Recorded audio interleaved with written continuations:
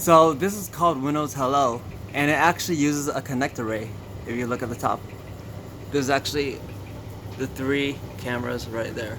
And what's interesting is that this device is NSA secure, which means that these cameras can't actually be accessed by any by any software. It can only be accessed by the hardware, and everything that it does is done secure within the hardware itself. So no software could actually hack it. No software could actually take the image data analysis and clone it or do anything weird like that, or bypass it. It's just literally a hardware lock that uses the Kinect as a key to be able to access the data, which is software. And so what's really interesting is that the Kinect, when they first made it, wasn't actually just meant to be a toy.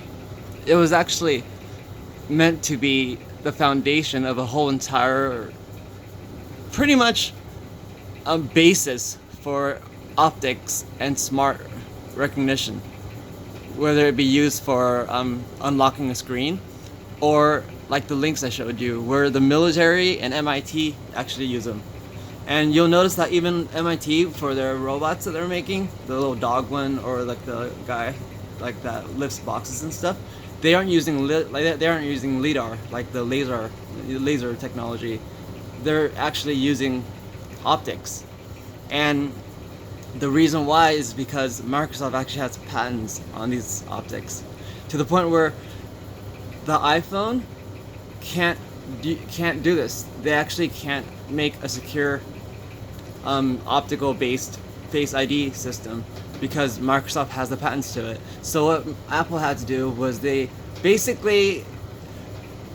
use a laser projector that sends a grid of lasers on your face, and then it uses the distortion of that grid to compare to the flattened grid, and then the single camera is able to pair that distortion and recognize your face that way. So it's able to use one camera, and it works pretty much like the same way that in CG you put dots on your face, and then the camera is able to track the dots to, allow you to smile, and then the CG figure smiles. The laser projector does the same exact thing, where it places dots on your face so that the single camera could then track the dots and the morphing of the dots to figure out what the shape of your face is and how your face moves.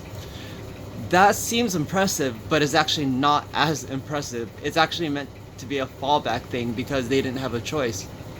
This technology here has the ability to do the same exact thing, but even more. I mean, the fact that I'm way off screen right now, to the point where you can't see my reflection and it still works, is something that the iPhone can't do, because the iPhone actually has to be able to shine that grid of the lasers aren't actually visible.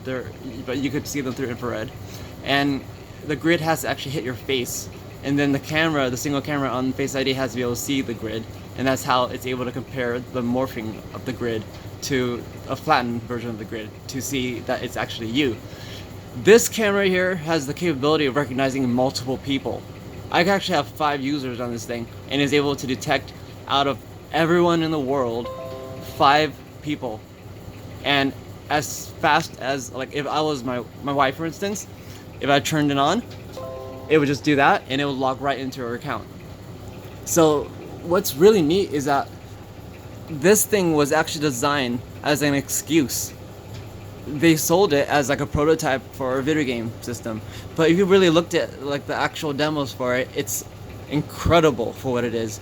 They're able to actually, you can see the demos where they can actually track the finger movements of each individual, and there's also the ability to isolate sound. It's able to detect the depth of a person wherever he is in the room and hear from that location, so that if there's 2 people speaking, it's able to use the actual microphone array to adjust to listen to where the lips are moving of that one person and hear that person apart from the second player.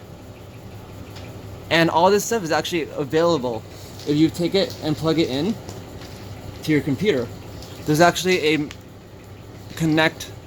You can probably find lots of other videos, but there's actually a Kinect dev kit. And that's why you see MIT, and also it's called Kinect Studio, and you could actually explore all the crazy features that it has. And that's why the military uses Xbox controllers for the drones, and why you see all these really high level things like science and stuff actually use Kinect cameras, which seems kind of odd for like a video gaming console thingy. It's not. It's actually a very, very high-tech piece of equipment with like a lot of patents behind it that's so disruptive that it's caused all these other companies like Apple and Samsung to have to use alternatives, to the point where it's even caused car companies to have to use alternatives like lidar, because lidar can't actually tell. It can only do like surface mapping. It can't really, it can't tell like thermal. It can't tell like lots of different things apart. It can't read signs. It can't see in color. There's all these different benefits that optics have. Optics have the ability to see like long into the distance.